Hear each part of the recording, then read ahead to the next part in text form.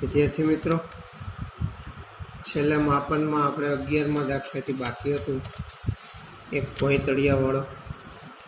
तो अहींया तमने भोंयतळियानुं माप आप्युं छे 15 मीटर अने 20 मीटर। समबाजु चतुष्कोण आकारनी टाइल्स जड़वी है भोंयतळियामां। तो सौ प्रथम आपणे भोंयतळियुं लंबचोरस है एटले एनुं क्षेत्रफळ लंबाई गुण्या पહોળાઈ एनुं माप आप्युं छे 15 × 20 એટલે 300 मीटरनो स्क्वेर। हवे ई टाइल्सना भोंयतळियामां समबाजु आकारनी टाइल्स जड़वी है एनुं माप आप्युं छे 30 सेंटीमीटर अने 40 सेंटीमीटर। अहींया सेंटीमीटरमां माप आप्युं छे, बराबर। टाइल्स जड़वी है एनुं माप सेंटीमीटरमां छे। एना विकर्णोना माप आप्या छे समबाजु चतुष्कोण आकारना टाइल्सना। तो समबाजु चतुष्कोणनुं क्षेत्रफळ 1/2 × 2 विकर्णोनो गुणाकार, तो 1/2 × 30 × 40 એટલે 2 વિકર્ણોનો ગુણાકાર આપણને આપ્યો છે। તો એ થયું 600 સેન્ટીમીટરનો સ્ક્વેર એક ટાઇલ્સનું। હવે જે આપણી પાસે મીટરમાં 300 મીટર સ્ક્વેર છે એને આપણે ફેરવી નાખીએ તો એ થશે 300ની પાછળ 6 શૂન્ય સેન્ટીમીટરનો વર્ગ। એટલું ભોંયતળિયાનું થયું, કારણ કે એ મીટરમાં હતો, આપણે એને સેન્ટીમીટરમાં ફેરવવા માટે 2 વખત 100 વડે ગુણ્યા પડે। હવે આપણે ત્રિરાશિ મૂકીએ કે ભાઈ 600 સેન્ટીમીટરનો વર્ગ હોય તો એક ટાઇલ્સ થાય, તો આપણી પાસે એટલું છે। તો 300 ગુણ્યા 2 વખત 100 1/600 ત્રિરાશિ મૂકી તો 5000 ટાઇલ્સ આપણે જોઈએ। ભોંયતળિયું જડવું હોય તો 30 सेंटीमीटर गुणा 40 सेंटीमीटर विकर्णनुं माप होय एवी 5000 टाइल्स आपणे जोईए। एना पछीनो 12मो दाखलो छे। जो 12मा दाखलामां एवुं कीधुं के भाई एक बंगलाना बेठक रूमनी लंबाई, तो बेठक रूमनी लंबाई तमने आपी छे 15 मीटर गुणा पહોળાઈ आपी छे 12 मीटर। तो एनो अर्थ एवो थयो के जे बेठक रूम छे ए लंबचोरस आकारनो छे, बराबर। तो बेठक रूमनुं क्षेत्रफळ से शोधी लई पहेला। तो बेठक रूमनुं क्षेत्रफळ बराबर लंबाई गुण्या पહોળાઈ। तो लंबाई 15 गुण्या 12, 12 અને 15 करीए तो 180 मीटरनो वर्ग। आ एना बेठक रूमनी शुं थई गई क्षेत्रफळ। लंबचोरस आकारનું લંબાઈ અને પહોળાઈ આપી હોય એટલે લંબચોરસ આકારનું એનું ક્ષેત્રફળ થઈ ગયું।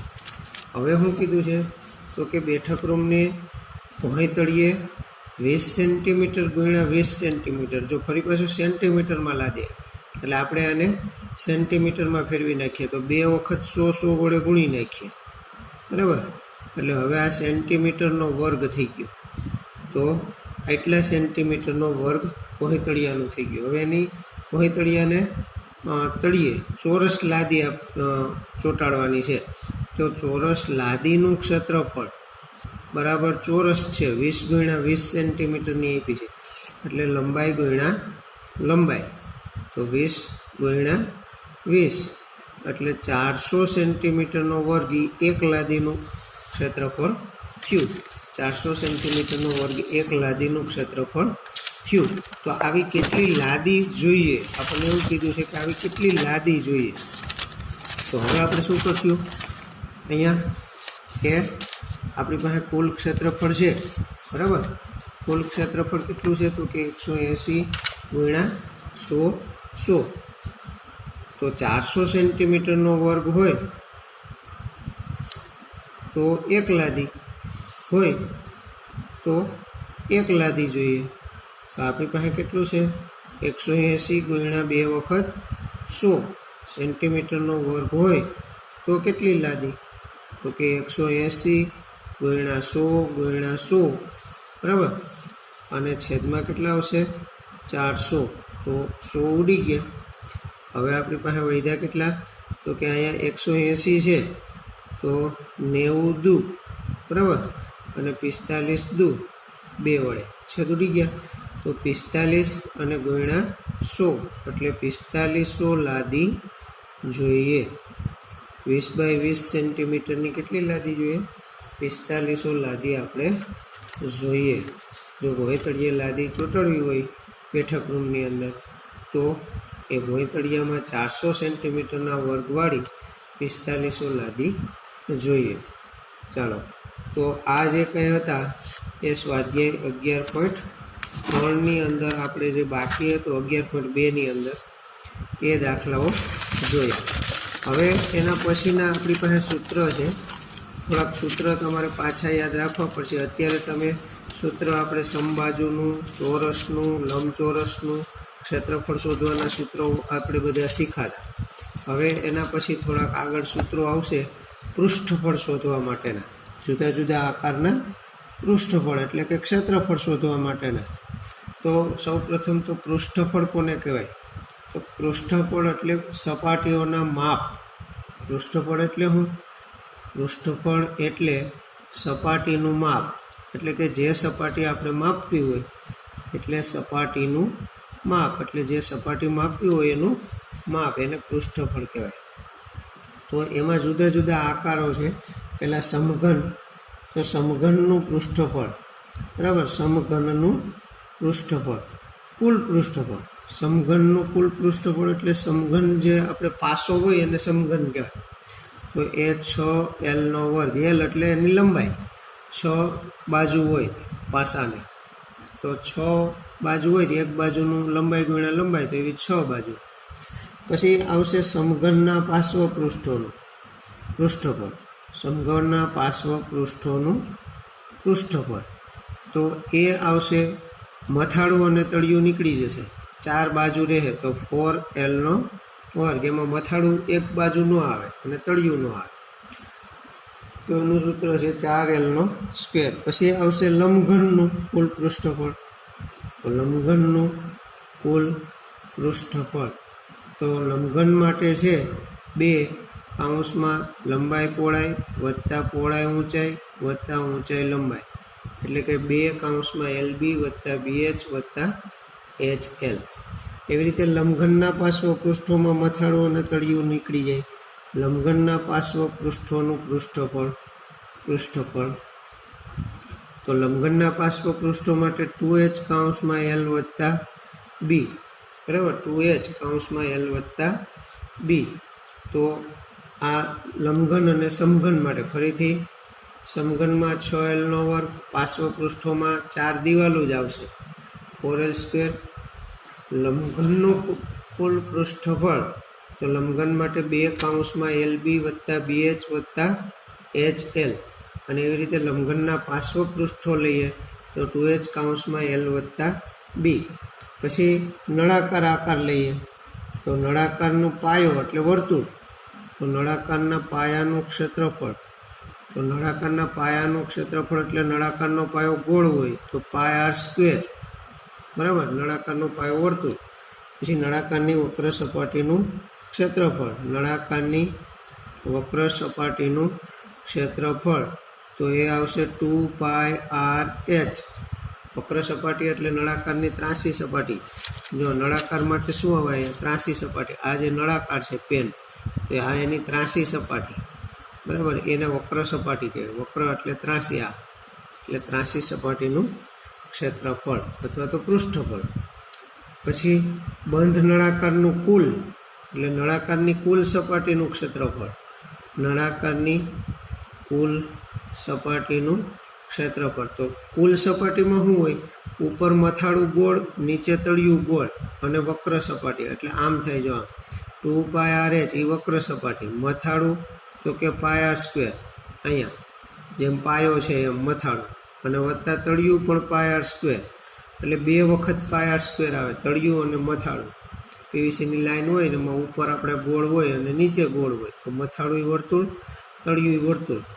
તો 2πrh વત્તા 2 વખત πr², 2 વખત πr².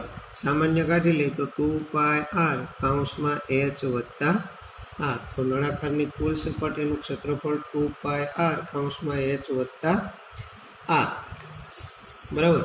પછી હવે એવી રીતે ઘનનું ઘનફળ, તો ઘનનું ઘનફળ, હવે પૃષ્ઠફળ નહીં, ઘનફળ. ઘનફળ એટલે જગ્યા રોકે, તો એલનો ઘન, ઘન હોય તો બધી બાજુ સરખી જ હોય, લંબાઈનો ઘન, લંબાઈ ગુણ્યા લંબાઈ. એવી રીતે લંબઘનનું ઘનફળ, લંબઘનનું ઘનફળ છે એ લંબાઈ ગુણ્યા પહોળાઈ ગુણ્યા ઊંચાઈ. લંબઘનને 3 માપ હોય, લંબાઈ ગુણ્યા પહોળાઈ ગુણ્યા ઊંચાઈ. અને એના પછી છે નળાકારનું ઘનફળ. તો નળાકાર માટે ઘનફળનું સૂત્ર આવશે પાય આર સ્ક્વેર એચ, બરાબર, પાય આર સ્ક્વેર એચ, બરાબર. તો આ થઈ ગયું ઘનફળ. ઘનફળ માટેના 3 સૂત્ર: ઘનનો લંબાઈનો ઘન, લંબઘનનું લંબાઈ ગુણ્યા પહોળાઈ ગુણ્યા ઊંચાઈ, અને નળાકાર માટે પાય આર સ્ક્વેર એચ. એવી રીતે સમઘનનું કુલ પૃષ્ઠફળ 6 લંબાઈનો વર્ગ, સમઘનના પાર્શ્વ પૃષ્ઠો એટલે મથાળું તળિયું નીકળી જાય 4Lનો વર્ગ, લંબઘનનું કુલ પૃષ્ઠફળ 2 LB વત્તા BH વત્તા HL. એવી રીતે લંબઘનના પાર્શ્વ પૃષ્ઠો હોય તો એ પણ તળિયું મથાળું નીકળી જાય 2H L વત્તા B. આ ઓરડાની 4 દિવાલો માટે વપરાય 2H L વત્તા B. એવી રીતે નળાકારનો પાયો તો કે વર્તુળ, પાય આર સ્ક્વેર. નળાકારની વક્ર સપાટી માટે તો કે 2 પાય આર એચ. નળાકારની કુલ સપાટી હોય તો મથાળું pi R square, તળિયું pi R square અને વક્ર સપાટી 2 પાય આર એચ. તો 2 પાય આર એચ વત્તા 2 પાય આર સ્ક્વેર એટલે 2 પાય આર સામાન્ય કાઢી લીધા, એચ વત્તા આર. એવી રીતે ઘનનું ઘનફળ લંબાઈનો ઘન, લંબઘનનું ઘનફળ લંબાઈ ગુણ્યા પહોળાઈ ગુણ્યા ઊંચાઈ, અને નળાકારનું ઘનફળ પાય આર સ્ક્વેર એચ, જે આપણને પ્રેક્ટિસ વર્કમાં લખેલા આપ્યા જ છે, બરાબર. તો આ પ્રમાણે સૂત્ર આપણે પહેલાં પાકા કરવા પડે, તો ત્યાર પછી એના પછીના આકારનું આપણને સૂત્રને આધારે ક્ષેત્રફળ શોધતા અને ઘનફળ શોધતા આવડે. ચાલો હવે એના પછીનું ઉદાહરણ પહેલું આપ્યું છે, એમાં કે ભાઈ સમઘનની બાજુનું માપ આપ્યું છે. સમઘનની બાજુની લંબાઈ આપી છે 5 મીટર, 5 સેન્ટીમીટર છે સમઘનની. તો સમઘનના પાર્શ્વ પૃષ્ઠો અને કુલ પૃષ્ઠફળ શોધો. 2 વસ્તુ શોધવાની છે. તો સમઘનનું પાર્શ્વ પૃષ્ઠફળ અને પૃષ્ઠફળ શોધો, બરાબર. પાર્શ્વ પૃષ્ઠફળ અને પૃષ્ઠફળ શોધો. તો અહીંયા આપણને સમઘન આકાર આપી દીધો. તો સમઘનનું પૃષ્ઠફળનું સૂત્ર આપણી પાસે છે. તો સમઘનનું પૃષ્ઠફળ બરાબર 6Lનો વર્ગ. તો એની અંદર L તો આપણને આપ્યો છે 6 ગુણ્યા 5નો વર્ગ એટલે 5 ગુણ્યા 5, 2 વખત 5નો વર્ગ કરીએ એટલે શું થાય 5 ગુણ્યા 5. તો 5 5 25, 25 6 150 સેન્ટીમીટરનો વર્ગ. આ એનું શું મળી ગયું આપણને? પૃષ્ઠફળ. હવે આપણને એના પાર્શ્વ પૃષ્ઠોનું હોય તો એનું સૂત્ર મૂકવાનું: સમઘનના પાર્શ્વ પૃષ્ઠોનું પૃષ્ઠફળ. તો સમઘનના પાર્શ્વ પૃષ્ઠોનું પૃષ્ઠફળ એટલે 4Lનો વર્ગ, બરાબર. મથાળું તળિયું નીકળી જાય તો 4 ગુણ્યા 5 ગુણ્યા 5, 2 વખત. તો 5 5 25 ચોખ્ખું 100 સેન્ટીમીટરનો વર્ગ. તો પાર્શ્વ પૃષ્ઠો માટે શું થયું? મથાળું તળિયું નીકળી ગયું તો 100 સેન્ટીમીટરનો વર્ગ, 4L સ્ક્વેર. સમઘનનું કુલ પૃષ્ઠફળ કે તો 6L સ્ક્વેર, 150 સેન્ટીમીટરનો વર્ગ. તો અહીંયા આપણને સૂત્ર આવડતા હોય તો આપણે એના ક્ષેત્રફળ ગણી શકીએ, બરાબર. ચાલો એના પછીનો દાખલો આપણને આપ્યો છે, ઉદાહરણ નંબર 2. તો એની અંદર લંબઘનની લંબાઈ આપીશ. જો હવે આકાર પાછો બદલી ગયો આપણી પાસે.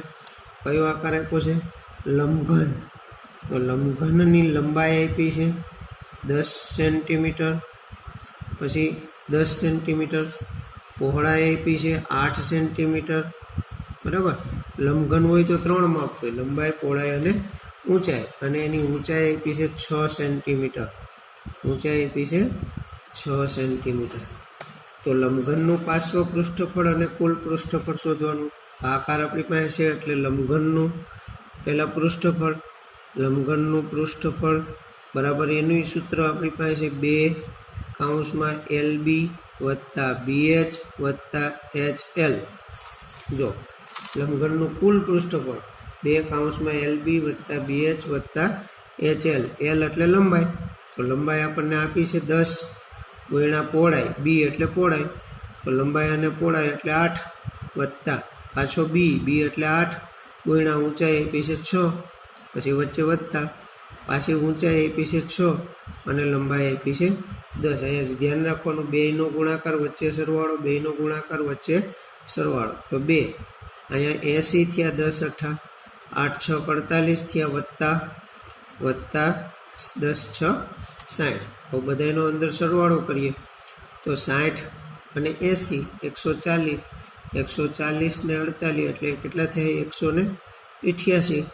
બરાબર. જો 8 ના 8, પછી 6 ને 4 10 ને 8 18, 188 અને એને ગુણ્યા 2 કરીએ તો 8 દુ 16 વધી પેઢી 1, 8 દુ 16 ને 1 17 વધી પેઢી 1, 2 એકુ 2 ને 1 3, આટલા સેન્ટીમીટરનો વર્ગ.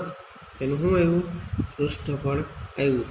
લંબઘન માટે સૂત્ર મૂકીને હવે એના પાર્શ્વ પૃષ્ઠોનું કીધું છે, તો લંબઘનના પાર્શ્વ પૃષ્ઠોનું પૃષ્ઠફળ. તો લંબઘનના પાર્શ્વ પૃષ્ઠોનું પૃષ્ઠફળ શોધવાનું હોય તો 2h કૌંસમાં l વત્તા b. આપણને લંબાઈ પહોળાઈને ઊંચાઈ આપી છે, તો 2 ઊંચાઈ 6 છે ગુણ્યા લંબાઈ 10 છે, પહોળાઈ 8 છે. અહીંયા શું થયું? 12. બરાબર. અને 10 ને 8 18. બરાબર. જો આ બેનો સરવાળો થયો, 10 ને 8 18, 6 દુ ને 12. હવે 12 ગુણ્યા 18 કરીએ તો 180, 12 દાણ 180 ને 18 દુ 36 બીજા એટલે 216 સેન્ટીમીટરનો વર્ગ. શું થાય? એના પાર્શ્વ પૃષ્ઠોનું પૃષ્ઠફળ. તો અહીંયા આગળ શું છે? સમઘનનું અને લંબઘનનું પાર્શ્વ પૃષ્ઠો અને કુલ પૃષ્ઠોનું પૃષ્ઠફળ.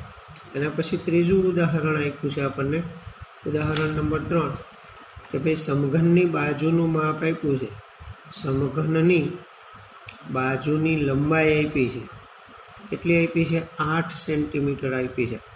સમઘનની બાજુ સમઘન આકાર છે, તો તેનું ઘનફળ કેટલું થાય? શું શોધવાનું કીધું છે? તેનું ઘનફળ કેટલું થાય. બરાબર. તો હવે ઘનફળમાં જવું પડે. ઘનફળ કેટલું થાય? તો સમઘનનું ઘનફળનું સૂત્ર આપણે લખાવ્યું હતું, તો કે સમઘનના ઘનફળ બરાબર, સમઘનનું ઘનફળ હોય તો એનું સૂત્ર હતું લંબાઈનો ઘન. સમઘન માટે જો પૃષ્ઠફળ 6l નો વર્ગ હતો, પણ ઘનફળ લંબાઈનો ઘન 3 વખત લંબાઈ ગુણ્યા લંબાઈ ગુણ્યા લંબાઈ, તો 8 ગુણ્યા 8 ગુણ્યા 8. તો શું થાય? આનો ગુણાકાર કરીએ તો 8 64 અને 64 ગુણ્યા 8 એટલે 512 સેન્ટીમીટરનો ઘન આવશે. હવે ક્ષેત્રફળ હોય તો વર્ગ આવે, પણ ઘનફળ આવી ગયો હોય તો એનો એકમ શું થાય? સેન્ટીમીટરનો ઘન. તો એનું ઘનફળ થાય સેન્ટીમીટરનો ઘન. એવી રીતે ચોથું ઉદાહરણ આપ્યું છે લંબઘનનું. બરાબર. લંબઘનનું લંબાઈ આપી છે તમને 15 સેન્ટીમીટર, પછી એની પહોળાઈ આપી છે 12 સેન્ટીમીટર. બરાબર. અને ઊંચાઈ આપી છે 5 સેન્ટીમીટર. તો લંબઘનનું માપ આપ્યું, લંબાઈ, પહોળાઈ અને ઊંચાઈ. ચોથું ઉદાહરણ. તો લંબઘનનું ઘનફળ શોધવાનું કીધું, તો લંબઘનનું ઘનફળ શોધો. બરાબર. તો લંબઘનનું ઘનફળ જેમ સમઘનનું ઘનફળનું સૂત્ર હતું એમ લંબઘનનું ઘનફળ બરાબર, લંબઘનનું ઘનફળ બરાબર આપણી પાસે સૂત્ર છે l ગુણ્યા b ગુણ્યા h. તો લંબાઈ ગુણ્યા પહોળાઈ ગુણ્યા ઊંચાઈ. તો લંબાઈ કેટલી છે? તો કે 15. પહોળાઈ કેટલી છે? તો કે 12. ઊંચાઈ કેટલી છે? 5. બરાબર. 3 વખત થયા એટલે સેન્ટીમીટરનો ઘન.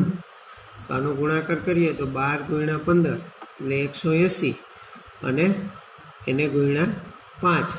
બરાબર. એટલે 18×5 = 90. તો 900 સેન્ટીમીટરનો ઘન. એકમ ખાસ ધ્યાન રાખવાનો, 900 સેન્ટીમીટરનો ઘન એ લંબઘનનું ઘનફળ થાય. તો અહીંયા આપણે સમઘનનું ક્ષેત્રફળ, લંબઘનનું ક્ષેત્રફળ, સમઘનના પાર્શ્વ પૃષ્ઠોનું, લંબઘનના પાર્શ્વ પૃષ્ઠોનું, એવી રીતે સમઘનનું ઘનફળ અને લંબઘનનું ઘનફળ આટલી વસ્તુના દાખલા આપણે ઉદાહરણ 4 સુધી ગણ્યા, બરાબર. આ દાખલા ઉદાહરણની અંદરથી તમારે લખી લેવાના રહેશે, બરાબર. ચાલો એટલે સુધી રાખીએ.